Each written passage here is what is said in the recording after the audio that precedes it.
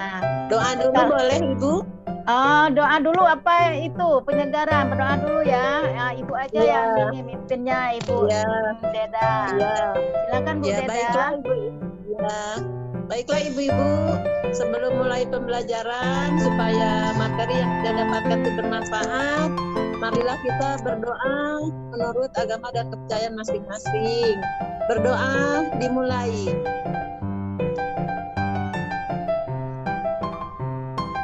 Berdoa selesai. Ya. Terima kasih Bu Deda sudah memimpin doanya. Semoga pembelajaran kita hari ini diberi kelancaran. Semoga amin amin amin ya robbal alamin. Amin. Baiklah, kita icebreaking dulu ya Bu ya. Tapi ini icebreakingnya ini sebenarnya udah lama. Ini untuk anak kelas 1 bisa, ini misalnya anak kelas 1. Yang sering kita lakukan mungkin Ibu juga bisa itu tepuk PPK. Seperti apa coba? Ibu pernah dengar enggak itu tepuk PPK? Ini seperti ini. Tepuk PPK. Yes.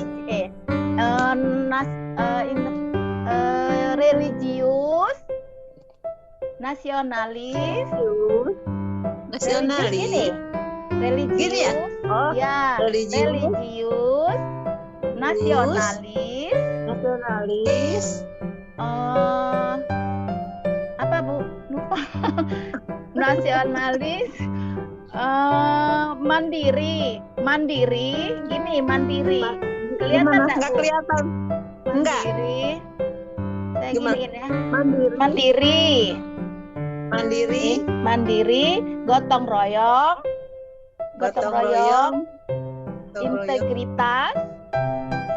integritas, yes. Bisa diulang Bu? Boleh, tapi bareng ya Bu. Ya, 1, 2, 3. Tepuk PPK.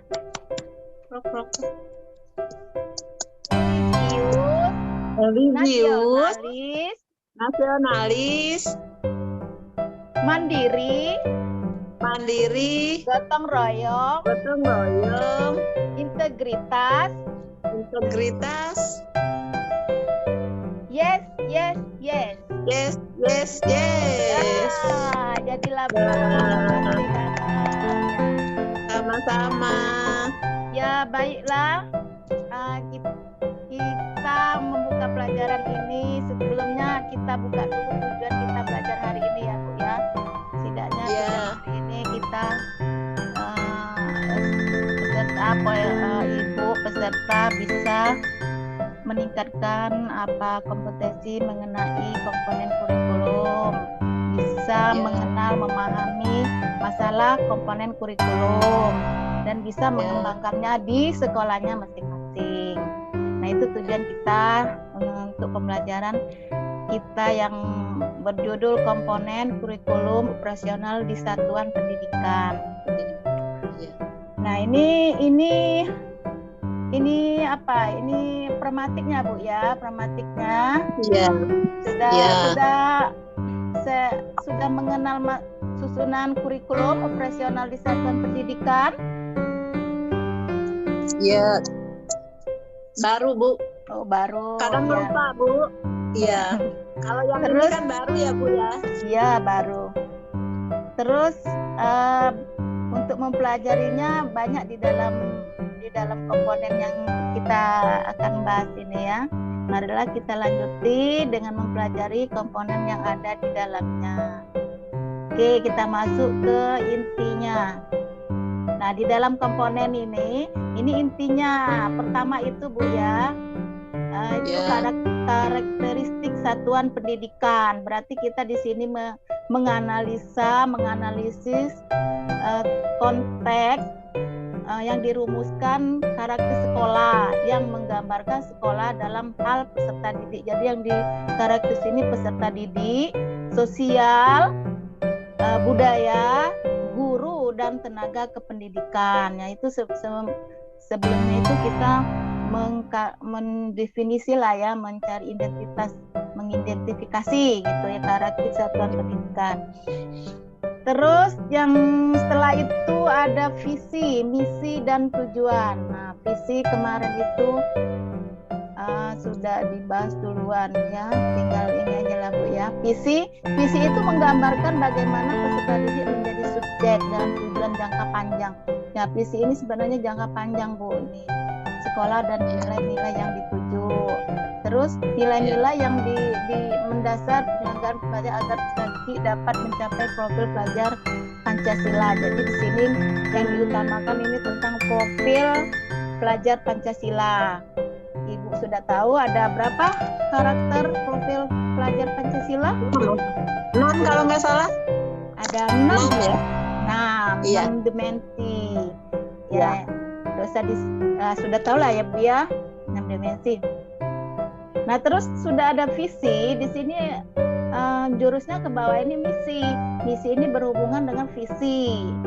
Nah, yang visi ini untuk jangka panjang, sedangkan misi ini untuk yang kita laksanakan, yang kita ajarkan sehari-hari. Misinya apa di sekolah Ibu? Misalnya maunya sekolah itu tentang lingkungan yang bersih, aman dan rapi, gitu ya.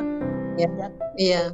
Menjaga nilai-nilai tentang aturan yang di sekolah. Nah, itu ini harus berhubungan dengan visi kita apa? Visi kita misalnya ini tentang pelajar Pancasila ini, berarti di sini nilai-nilai anak itu harus berpegang teguh pada profil Pancasila, yaitu gotong royong, berbineka itu kan, terus karakter kritis. Nah, itu. Nah, setelah itu misi ini diturunkan langsung ke tujuan. Tujuan ini untuk ya itulah tujuan sekolah. Jadi pertama itu misi, visi dan tujuan sekolah, itulah tingkatannya Bu ya. Tujuan akhir dari misi. Nah, kira-kira yang tentang karakter dan misi ini ada yang kurang paham Ibu-ibu? Visi, misi dan tujuan. Ada yang belum paham? Sudah Ibu. Oke, terima kasih kalau udah paham ya. Kita lanjutkan dengan tadi karakter. Ini sekarang pengorganisasian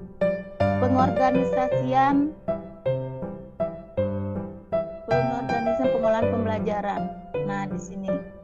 Nih, cara sekolah mengatur muatan kurikulum dan satu tentang waktu belajar. Cara sekolah mengelola pelajarannya untuk mendukung pencapaian CP. Artinya PC itu capaian pembelajaran dan program dan profil pelajar Pancasila, misalnya mingguan, sistem blok atau cara pengorganisasian lainnya. Nah, ini ada pengorganisasian pembelajaran. Terus di situ ada intrakurikuler berisi muatan mata pelajaran, muatan tambahan, misalnya apa yang ada di sekolah Ibu itu berdasarkan kondisi dan keadaan. Ini biasanya kan bahasa Inggris, BTA, baca tulis Arab. Nah, tergantung di sekolah Ibu ya, yang diajari itu apa.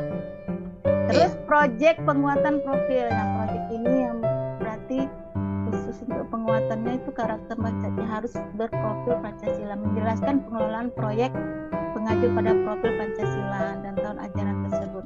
Jadi di sini bersangkut paut dengan profil pelajar Pancasila. Terus ekstrakurikuler, gambaran ekskul ini dalam bentuk metrik atau tabel. Jadi kalau ada ekstrakurikuler digambarkan dalam bentuk tabel dan matriks. Terus ada rencana pembelajaran. Rencana pembelajaran untuk lingkup sekolah, menggambarkan rencana pembelajaran selama setahun ajaran. Berarti ini untuk setahun ajaran kita kan setahun Bu ya, ada semester 1 dan semester 2. Nah, jadi dijadikan satu, jadi 1 tahun itu kita direvisi lagi. Maksudnya itu bukan direvisi, ditukar kita sendiri yang mempengaruhinya. Misalnya kemarin semester 2000 berapa diganti, harusnya 2001 nanti 2021 2020 sampai 2021 nanti 2021 2022 ya Bu ya. 22. Ya. Oke, ada yang di situ masalah yang itu ada yang mau ditanyakan? Boleh bertanya Bu? Oh, boleh. Yang tentang proyek itu Bu? Oh ya, proyek ini penguatan proyek penguatan profil, menjelaskan pengelolaan, itu menjelaskan pengelolaan pembelajaran itu berpacu pada profil pelajar Pancasila ini, nah Bu, proyeknya itu. Proyek ini apa kita itu subjeknya itu. Nah, jadi yang pengelolaan ini jangan sampai tidak berpacu pada profil pelajar Pancasila. Ya Bu. Nah, udah paham? Ya Bu, terima kasih. Ya, oke, Mas. Berarti menyimak apa yang Ibu ingin jelasin. Terus rencana pembelajaran. Nah, rencana nih kalau kita itu ini disingkat RP ya Bu ya. RP, rencana pembelajaran untuk ruang lingkup sekolah. Berarti ini hanya rencana pembelajaran. Nanti kalau RPP itu rencana pelaksanaan lah, sudah dilaksanakan Bu ya.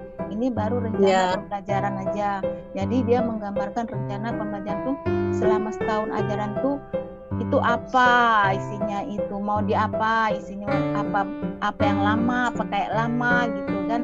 Yang jelas ada sekolah-sekolah yang sudah menjalankan pembelajaran secara integritas. Integritas itu terpadu kayak kita. Kalau Ibu di mana sekolahnya, tematik, integritas terpadu. Nah, itu dicampur jadi satu itu, nah Bu. Ada integritasnya. Integritas ini kan ada semangat penguatan gitu Bu. Jadi setiap pembelajaran itu di setiap anak itu harus kita tekankan untuk penguatannya itu apa, menekankan dia itu apa. Integritas berarti dia itu harus banyak gerak gitu, gerak. Jadi tidak pasif. Ya Bu? Ya Bu? Iya. Ya. Nah, paham.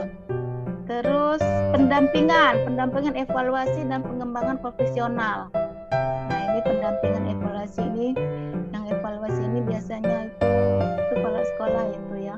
Kerangka untuk pendampingan evaluasi dan pengembangan profesional ini ya.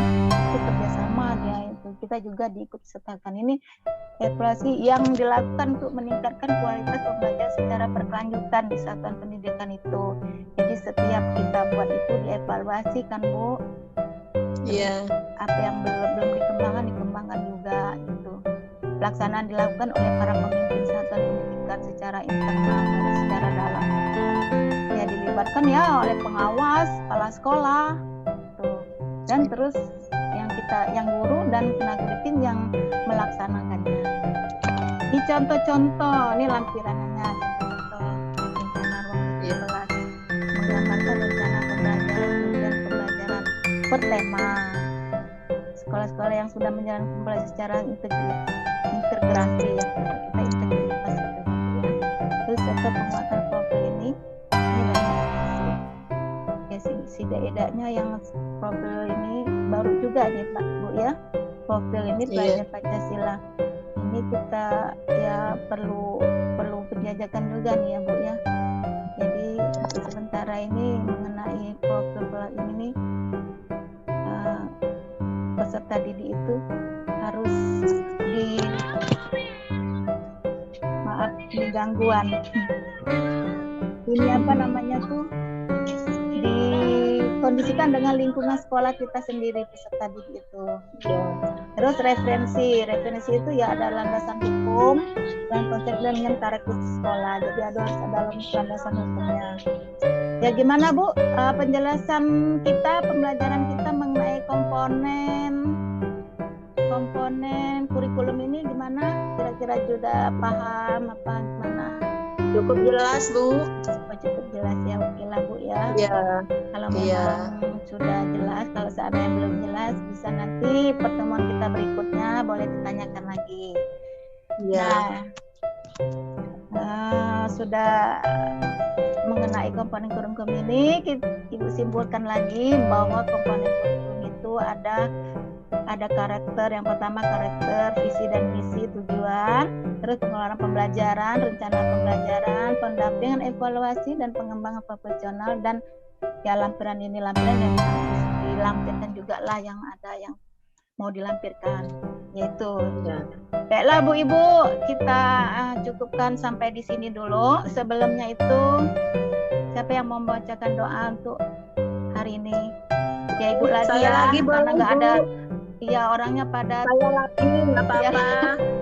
Silakan Bu, menutup kita Iya. pengajian kita hari ini. Ya, baiklah Ibu-ibu, materi kita sudah selesai, mudah-mudahan bermanfaat. Dan sebelum ditutup, marilah kita mengucapkan lafaz hamdalah. Alhamdulillah. Rabbil alamin. Terima kasih Terima Bu kasih. Beda ya sudah Sama-sama. memimpin doanya. Ya, Ya, untuk selanjutnya Ibu cukup sampai di sini dulu. Lain waktu kita ketemu lagi. Assalamualaikum warahmatullahi wabarakatuh. Salam PPK. Salam Waalaikumsalam warahmatullahi wabarakatuh. Salam PPK. Salam PPK. Silakan Bu di Ya.